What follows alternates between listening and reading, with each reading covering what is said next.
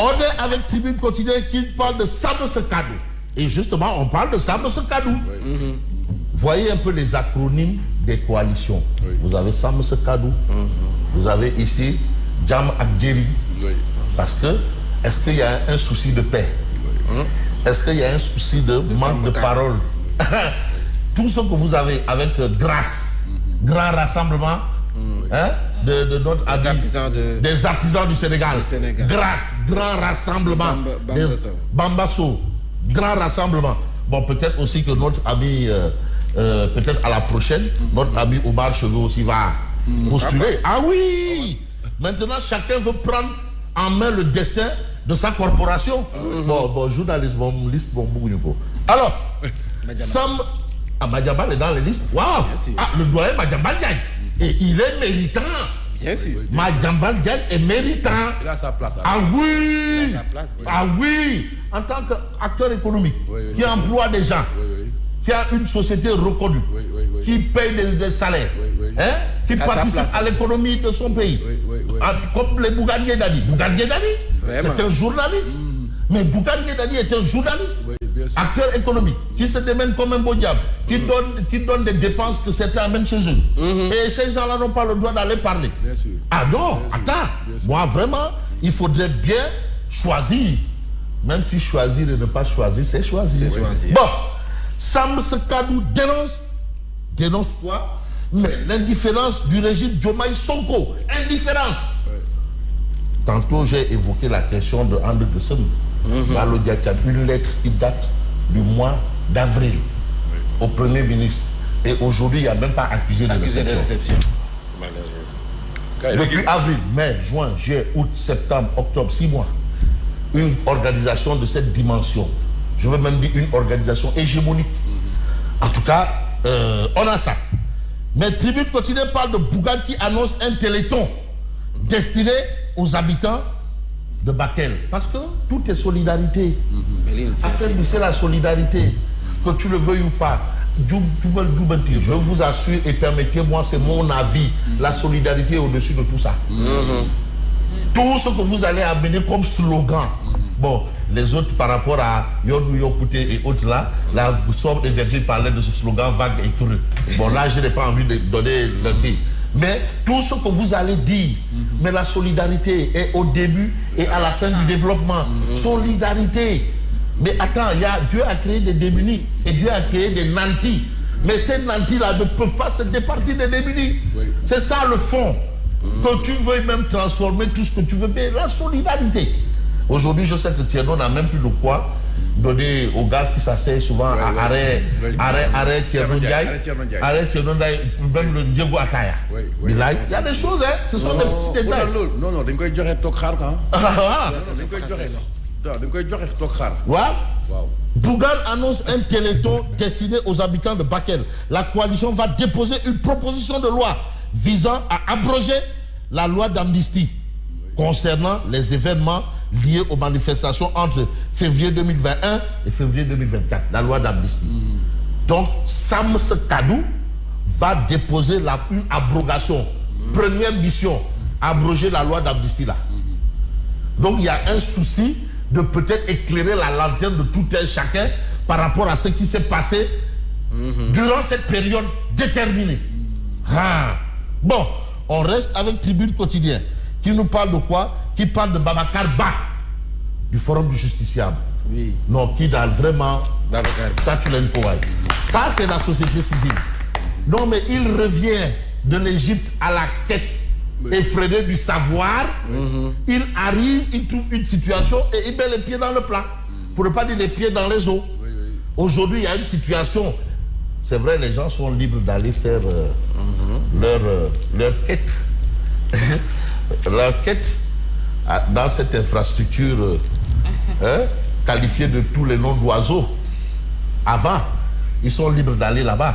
Mais Babacar Ba me demande quand même, mais qu'on s'intéresse à cette situation-là. Mais c'est quoi? Le Forum du Justiciable appelle à un élan de solidarité envers justement les victimes. En tout cas, M. Bougane Guedani est déjà dans cette dynamique. Parler de téléthon, de quête Lui, il veut une quête pour les populations de Kédougou, de Bakel et environ jusqu'au Fouta. Une quête. Bon, d'autres ont une quête pour autre chose. Ils sont libres, hein? Vous savez, c'est ça aussi. Alors, on va rester avec Tribune Quotidien. Mais qui prend au mot Barthélémy Diaz? Barthélémy Diaz de déclarer, nous n'allons pas confier Dakar à un voleur. Okay. Ouais, qui est le voleur ici? Moi, Dakar a un voleur. Qui est voleur là? Hein? dafa xam Dakaru de. Non, borom Dakaru la. Boy town la. xam de bat moom. Borom Dakaru. Bon, dama ne je parle sous le contrôle de Abdoulaye Diop Matar et de Pape Diagne Bassirou. Oui. Et de tous les Ndeye Di Réew. Tous les fraïs. Tous les fraïs. Hein? Tous. Mais Barthélémy Diaz mooy borom Dakaru. Oui. Mooy borom Dakar. Mooy borom Dakaru. Waaw. Borom Dakaru. Et qui est le voleur? Et qui est le voleur de Dakaru? That is the question. Kan mooy sàccum Dakaru? Xam na Dakar. kuy sàcc bi. Xam na Kuy sàcc bi sàccum Dakaru. Dakar. Qui se réclame borom Dakar? Bon, on s'intéresse à l'observateur L'Obs. Mais l'observateur L'Obs d'indiquer le foot à genoux dans les eaux. Voilà la situation. Le foot à genoux dans les eaux. Mais récits déchirants des habitants du Dandemayo. Et aujourd'hui, ces habitants vous disent, nous sommes en danger. Vraiment, si on peut avoir l'observateur L'Obs, nous sommes dans des conditions assez particulières. Voilà. Le foot à regarder l'illustration. Le foot dans les eaux. Mais on a aussi dans l'observateur L'Obs les assurances du président Diomaye aux sinistrés de Sansamba. Les sinistrés de Sansamba. Il y a eu des assurances du président Diomaye. Mais dans cette situation, on peut nous intéresser au Soleil quotidien. Mais le Soleil quotidien nous dit visite des sites d'orpaillage près de la Falémé. D'ailleurs, même j'ai eu un invité. Il s'agit de Malène Niang. Malène Niang qui a quand même qui a vraiment pignon sur rue là-bas dans la zone et qui a expliqué que c'est vrai. Malène Niang de IDP, l'ONG IDP. C'est vrai, il y a l'eau, il y a la crue, mais il y a des problèmes encore plus profonds que ça. Ah bon? Ah oui, donc plus que le président est là-bas, qu'il règle tous les problèmes en même temps. Voilà, parce que la crue, bon, c'est un phénomène naturel, les changements climatiques. Mais les problèmes là, c'est là. Vous avez le soleil. Alors le soleil révèle que Bassirou Diomaye Faye d'attaque. Ah oui, le président s'est mis en apparat, en chef d'état-major général, en chef suprême des armées, en apparat. Est-ce que ça valait la peine? Ah non, mais quand même, c'est pour montrer le caractère, mais le caractère de guerre. Parce que le président, quand il se met en habit de guerre, sa détermination, ça détermine son engagement à tout point de vue. Et normalement, tout le gouvernement devrait adopter la même attitude. Mais Fabrice, il a mis la tenue. Mais je vois qu'il n'est pas armé. On dit qu'il est d'attaque. Mais je vois qu'il n'est pas armé. Non, il est armé de solutions. De solutions. Et tiens, le fond, le doigt est bien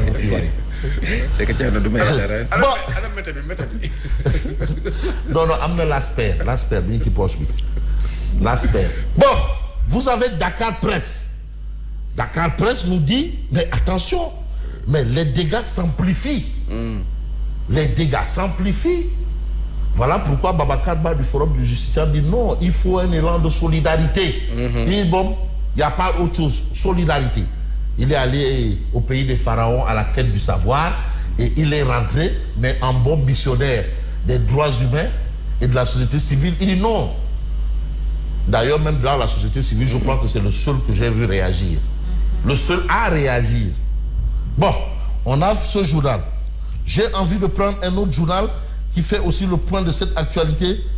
Mais c'est bien entendu, quel journal? Je prends Rewmi Quotidien. Les dégâts s'étendent à Saint-Louis. Ah, ça c'est ce que nous livre Rewmi Quotidien ce matin. Crue du fleuve Sénégal les dégâts s'étendent à Saint-Louis. Saint-Louis, c'est la capitale du Nord, chez le professeur titulaire Marie Théo-Niane. Est-ce que même chez lui à Bango, parce que Bango, hein, est-ce que chez lui là-bas en Galère, là, il n'y a pas déjà... Attention. Pas encore. Ah, en tout cas... Parce qu'il faut passer par chez moi. Ah, voilà. Et j'ai appelé hier. Oui, parce que Borom Dar, tu sais, Marie Théo, c'est Borom Dar. Et quand vous entendez le nom Marie Théo, dites-vous que c'est Saint-Louis. Jim Momar, Saloum. Saloum, oui. Marie Théo. Jim Momar, Saloum. Jim Momar Gueye. Le vieux Chimère Saint-Louis. Chimère, Marie Théo, voilà. Le vieux compagnon de Lamine Gueye, Jim Momar Gueye. Jim Momar Gueye, ouais. Et vous avez aussi Bou El Mogdad. Ndar. Bou El Mogdad. Sec. Mamou, professeur Bouna Mohamed Sek. Alors, les dégâts, c'est...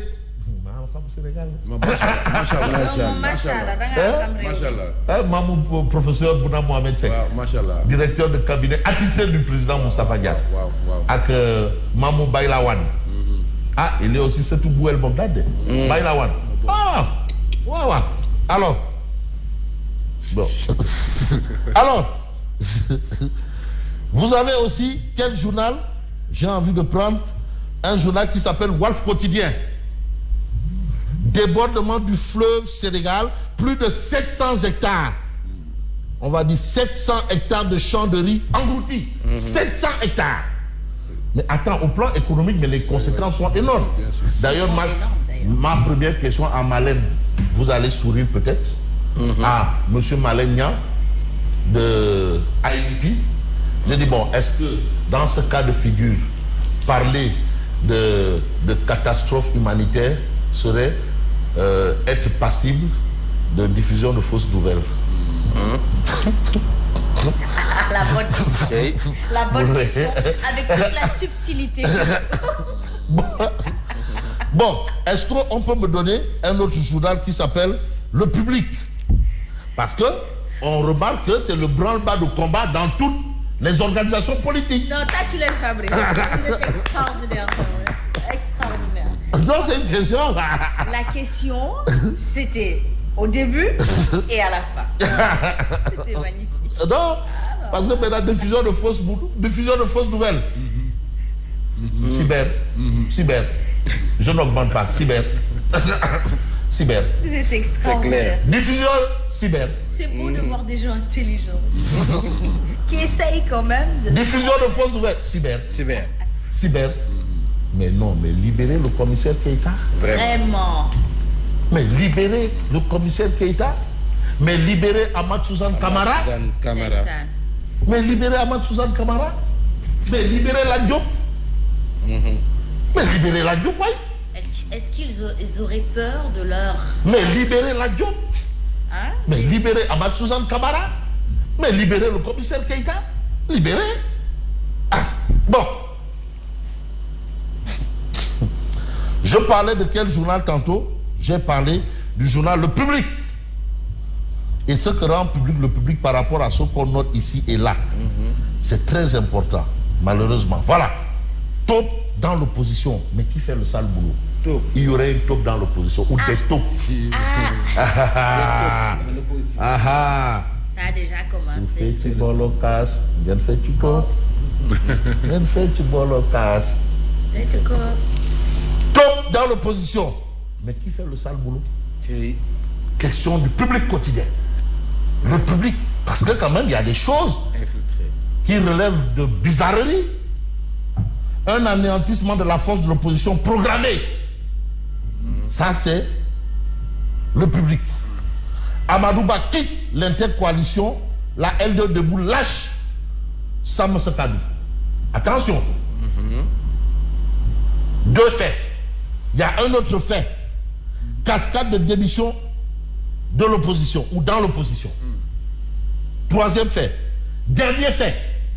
Déthié Fall et Cheikh Tidiane Youm absent de la conférence de Sam Sekadou. Déthié Fall. Faux bon ou boycott? C'est une interrogation. Là qui est donc l'absence de Déthié Fall et de Cheikh Tidiane Youm. Faux bon ou boycott? Mais ce qu'on peut noter peut-être, c'est que ces deux ont été membres de Yewwi. Déthié et Cheikh Tidiane Youm. Faux bon ou boycott? Amadouba, moom kay Amadou Ba daal jarul ngay Amadou Ba daal voilà Amadou Ba quitte l'intercoalition la LD debout lâche sama kaddu voilà des faits. Et vous avez cette interrogation en tout cas pour le public il y a une taupe ou des taupes dans l'opposition mais qui fait le sale boulot jusque-là il n'y a pas encore une réponse claire mais il y a des faits qui susciteraient un sentiment de suspicion et ce sont ces faits qui sont évoqués dans le quotidien. Mais c'est pas grave. C'est pas grave. Une taupe, quand on a fini de l'utiliser, on l'écrase. On l'écrase. Mais est-ce que ceux qui sont là-bas, ils ne savent pas que c'est ça les taupes? Oui, parce qu'il y a quelqu'un qui nous a dit que Wadi, même ce qu'il prend au petit déjeuner, je sais. Tous ceux qui se disent avec ces gens, je sais. Attention, parce que l'espionnage en politique existe. C'est l'espionnage. Mais est-ce que c'était pas plus attendu d'avoir une taupe dans le gouvernement que de l'avoir dans l'opposition? Est-ce que l'opposition ferait autant peur? C'est la grande question.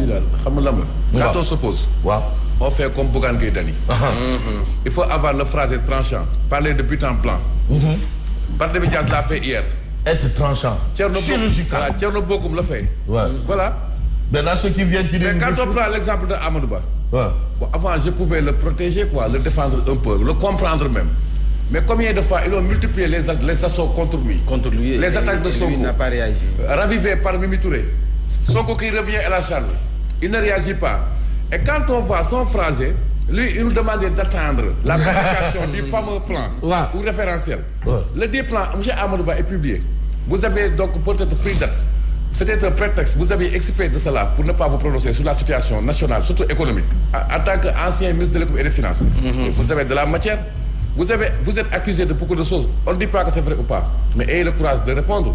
C'est une démarche, par exemple, très louche, la démarche de Amadou Ba. Donc Amadou Ba est suspect. Oui, c'est suspect, voilà. Il est suspect. C'est une suspicion légitime. Légitime. Pourquoi il ne parle pas? Il ne s'oppose pas. Et il parle d'opposition républicaine. Une opposition républicaine face à Sonko. Mais c'est quoi une opposition? Qui vous invite au Tchoki? Est-ce qu'il y a une opposition non républicaine? Mais qui vous... Oui, voilà, vraiment. Est-ce qu'on a une... Qui vous invite au Tchoki? Il vous dit qu'il y a du Tchoki. Il vous charge et recharge les batteries. Mais en tout cas, opposé, moi je sais au moins une chose. Non, c'est pas de Yam Amadou. Sonko. Mais le plus grand meeting de Sonko, c'était au Parcelles.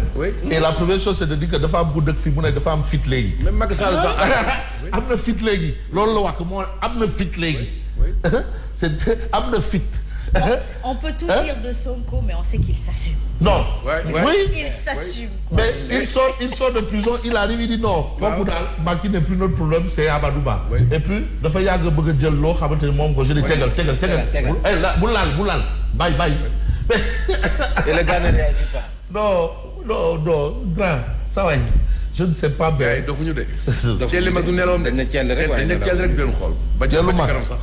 Ah oui, c'est ça quoi. De toutes les façons, wait and see. Comment salté moyen, nous avons salté moyen. Salté moyen. Nous avons salté moyen. Non, mais parce que vraiment, Amdal.